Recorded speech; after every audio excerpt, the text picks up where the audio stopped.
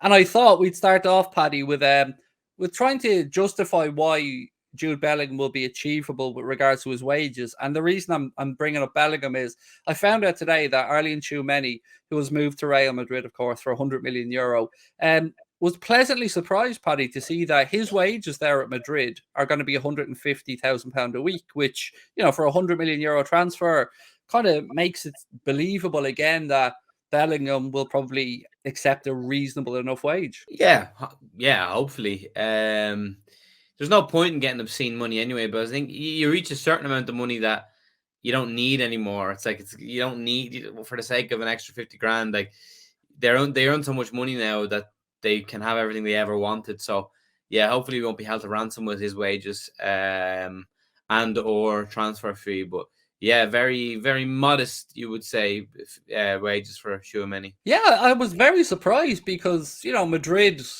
were his first choice. That's where he wanted to go. He's a young, great talent. But do you know what? I say it's about right, though, Paddy. Because if you're coming in at 19, 20 years of age, like Shoemany's made that move, like Bellingham could make that move, there has to be some realism in this as well. Like, you can't just come in at that age and be getting 300-400 grand a week, because when you renew your contract in 2.5 years, heaven knows what the next number would be. Yeah, exactly. It's all about making it sustainable and not like normal enough. I know we say it's silly money anyway, but yeah, no point in spoiling themselves too young. And I think at Dortmund, from what I can read up on, Bellingham's earning about 50 grand a week. So again, you would imagine when he moves to Liverpool, and I'm saying when, I'm going to keep using that word, that his wages will be reasonable enough. I would imagine 150 to 200 grand. And again, that seems perfectly fair to me. So yeah, I'm getting more and more optimistic now, Paddy. Well, we might as well move on and talk about Jude Bellingham, because according to Sport Bild, the price tag has been set by Borussia Dortmund for any interested parties at 120 million euro, which equates, I think, to just about over 100 million pounds, the way the exchange rate is the minute. Not really too much of a surprise that that's where they'd start the negotiations. Yeah, yeah, no, that's I seen it's a fair valuation.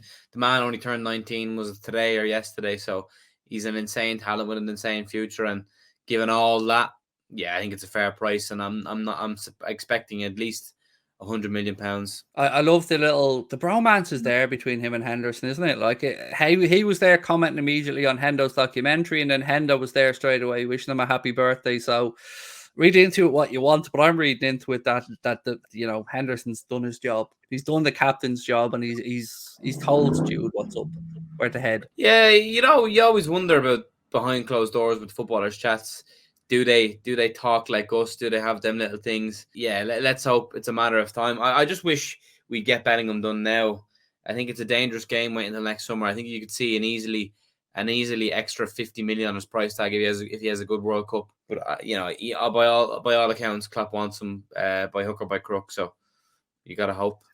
On that, there's been a bit of chatter, mate, hasn't there? That, and I don't want to go down this route because I've nothing to back it up, but there has been a bit of chatter that maybe they'll make a little play this summer. Maybe they'll push it forward a little bit. You got to be really careful around this time of the year to what you believe, what you don't believe, and sometimes.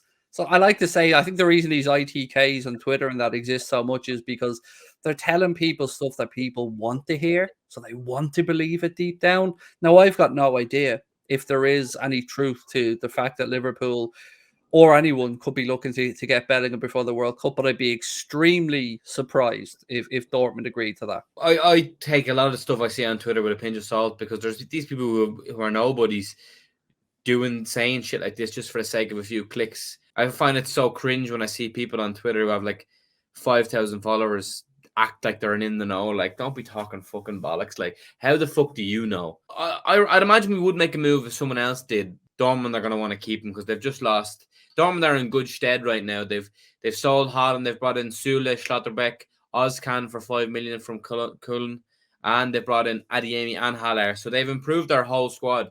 I think so. They're now better off after losing Haaland, but to lose Bellingham would kind of regress that whole thing. A great example. I don't want to name names because I don't want to throw anybody under a bus here, but somebody posted something into our Discord group from one of these accounts on Twitter, and this is a perfect example, Paddy, of why they say these things. So they said Liverpool are about to do something this summer that's going to break the internet.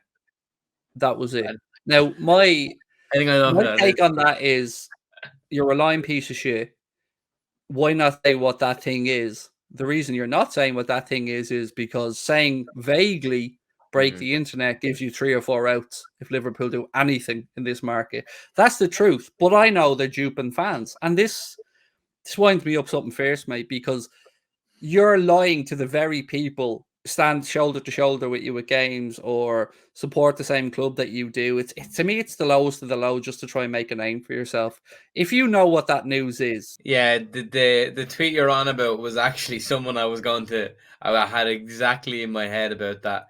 Yeah, that's the sort of shit that I despise. It's blatantly just done for clout. Yeah, it's sad, really, isn't it? Like, I've hung my balls out to dry by saying we're signing Bellingham. There's no fannying about with me. I've said it.